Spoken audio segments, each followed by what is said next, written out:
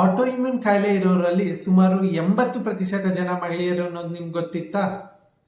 Lupus, rheumatoid arthritis, thyroid ತರ ಕಾಯಿಲೆಗಳು ಹೆಂಗಸರಲ್ಲಿ ತುಂಬಾ ಹೆಚ್ಚು ಕಾಣಿಸುತ್ತವೆ. ಆದ್ರೆ ಯಾಕೆ ಹೀಗಾಗುತ್ತೆ? Hi, doctor Nikhil, consultant rheumatologist. ಮೊದಲನೇ ರೀಸನ್, ಎಸ್ಟ್ರೋಜನ್ ಅಂತ ಹಾರ್ಮೋನ್ ಇಮ್ಯೂನ್ ಸಿಸ್ಟಮ್ನ ಜಾಸ್ತಿಯಾಗಿ ಆಕ್ಟಿವ್ ಆಗಿರೋ ಹಾಗೆ ಮಾಡುತ್ತೆ. ಇದರಿಂದ ಇನ್ಫೆಕ್ಷನ್ ವಿರುದ್ಧ ಬಾಡಿ ಚೆನ್ನಾಗಿ ಫೈಟ್ ಮಾಡುತ್ತೆ. ಆದ್ರೆ ಕೆಲವೊಮ್ಮೆ ಇದೇ ಇಮ್ಯೂನ್ ಸಿಸ್ಟಮ್ ನಮ್ಮ ದೇಹದ ಮೇಲೆಯೇ ಅಟ್ಯಾಕ್ ಮಾಡೋಕೆ ಶುರು ಮಾಡುತ್ತೆ. ಎರಡನೇ ರೀಸನ್, ಮಹಿಳೆಯರಲ್ಲಿ ಇಮ್ಯೂನ್ ರೆಸ್ಪಾನ್ಸ್ ಸಾಮಾನ್ಯವಾಗಿ ಜಾಸ್ತಿ ಸ್ಟ್ರಾಂಗ್ ಆಗಿ ಇರುತ್ತೆ.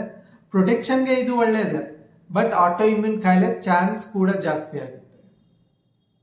ಮೂರನೇ ರೀಸನ್, ಮಹಿಳೆಯರಲ್ಲಿ 2 ಎಕ್ಸ್ ಕ್ರೋಮೋಸೋಮ್ ಇರುತ್ತೆ.